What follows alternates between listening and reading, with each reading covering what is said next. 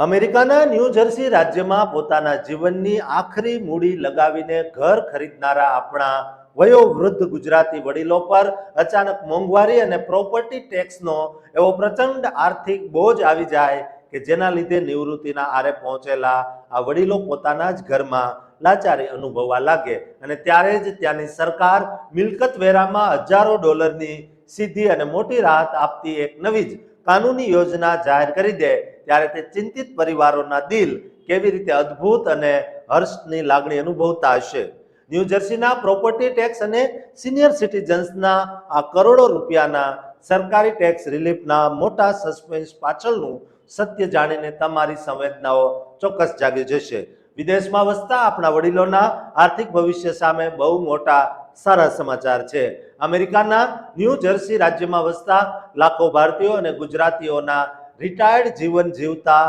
Senior citizen વડીલો માટે આગામી 1 જુલાઈથી તેમના ખિસ્સા સાવ હળવા કરતા અને મોટી રાહત આપતા બહુ મોટા સમાચાર ખુશીના આવ્યા છે। આ સમાચારના લીધે ઘર ધરાવતા ગુજરાતી પરિવારોના નાણાકીય બજેટ પર બહુ મોટો અને પોઝિટિવ પ્રભાવ પડવા જઈ રહ્યો છે। અમેરિકાના ન્યૂ જર્સી રાજ્યમાં વસતા ગુજરાતી વડીલો માટે 1 જુલાઈ 2026ના પવિત્ર દિવસથી પ્રોપર્ટી ટેક્સ રિલીફ પ્રોગ્રામ્સ એટલે કે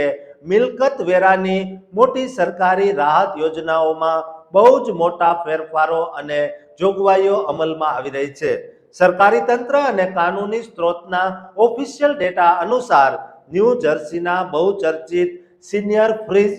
એન્કર અને સ્ટે એન્જે નામના ત્રણેય મોટા ટેક્સ પ્રોગ્રામો હેઠળ અરજીઓ કરવાનો અને સરકારી પેમેન્ટ મેળવવાના નવા સત્તાવાર સમયપત્રક એટલે કે ઓફિશિયલ શેડ્યુલ જાહેર કરી દેવાયા છે। આ કાનૂની જોગવાઈની અસલી વિગત એવી છે કે આગામી 1 જુલાઈ 2026થી જ ન્યૂ જર્સીમાં PAS-1 ફોર્મ ફાઇલિંગ કરવાની સત્તાવાર ઇવેન્ટ અને પ્રક્રિયાઓ બહુ જ પ્રચંડ રીતે શરૂ થઈ રહી છે, જે અંતર્ગત સિનિયર ફ્રીઝ પ્રોગ્રામના અસલી સરકારી પેમેન્ટ આગામી 15 જુલાઈથી જ પાત્ર ધરાવતા વડીલોના બેંક એકાઉન્ટમાં સીધા જમા થવાના શરૂ થઈ જશે। જ્યારે ન્યૂ જર્સીની સૌથી મોટી સ્ટે એન્જે યોજનાના કાનૂની આર્થિક લાભો સિનિયર સિટીઝન્સને દર 3 મહિને એટલે કે ક્વાર્ટરલી ઇન્સ્ટોલમેન્ટના સત્તાવાર હપ્તાઓ દ્વારા ચૂકવવામાં આવશે। આ યોજનાની અસલી અને સીધી માતબર અસર આપણા 65 વર્ષ કે તેથી વધુ ઉંમર ધરાવતા તથા ડિસેબલ્ડ એટલે કે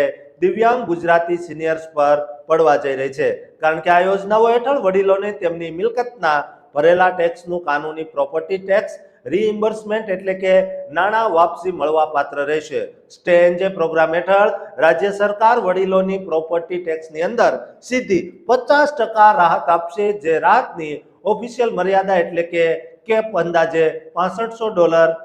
5.5 લાખ રૂપિયાથી વધુની રાખવામાં આવી છે। આ ભવ્ય સરકારી ટેક્સ રિલીફ યોજનાનો લાભ મેળવવા માટે સરકાર દ્વારા વાર્ષિક આવકની અસલી લિમિટ અંદાજે $5 લાખ સુધી રાખવામાં આવી છે, જેથી મધ્યમ અને ઉચ્ચ મધ્યમ વર્ગના તમામ ગુજરાતી પરિવારો આ કાનૂની દાયરામાં સરળતાથી આવી જશે। પરંતુ આ ખુશખબરની સાથે એક મોટો સસ્પેન્સ એ પણ સામે આવ્યો છે કે સરકારે આ વખતે વાર્ષિક ઇન્કમ કેલ્ક્યુલેશન એટલે કે આવકની ગણતરી કરવાની પદ્ધતિમાં કેટલાક ઝીણવટભર્યા ટ્વિક્સ એટલે કે કાયદાકીય ફેરફારો કર્યા છે, જેમાં વડીલોને મળતી સત્તાવાર સોશિયલ સિક્યોરિટીની આવકનો પણ સીધો સમાવેશ કરી દેવાયો છે, જેના કારણે આવકની ગણતરીના આ નવા કાનૂની નિયમો ન્યૂ જર્સીના કેટલાક મર્યાદિત ગુજરાતી વડીલોની પાત્રતા પર આકરી અસર કરી શકે છે। ચાલુ જૂન 2026ના મહિનામાં NRI વડીલો માટે બહુ મોટો વિષય બન્યો છે। દોસ્તો, ન્યૂ જર્સીમાં વસતા તમામ ગુજરાતીઓને આ વિડીયો શેર કરજો, કારણ કે આ સમાચાર તેમના ખિસ્સા અને ખિસ્સામાં આવતા ડોલર સાથે સીધા જોડાયેલા છે। દોસ્તો, આ ચેનલને સબસ્ક્રાઇબ કરવાનું પણ ચૂકતા નહીં।